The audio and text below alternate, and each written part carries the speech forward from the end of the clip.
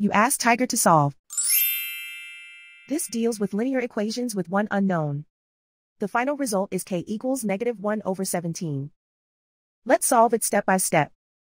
Simplify the expression. Break up the fraction. Group all constants on the right side of the equation. Subtract 1/6 from both sides. Combine the fractions. Combine the numerators. Reduce the zero numerator. Simplify the arithmetic.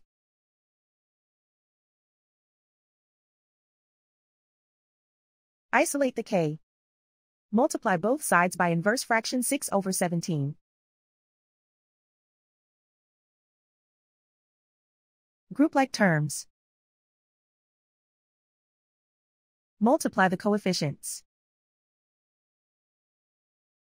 Simplify the fraction. Multiply the fractions. Simplify the arithmetic. And so the final result is k equals -1/17.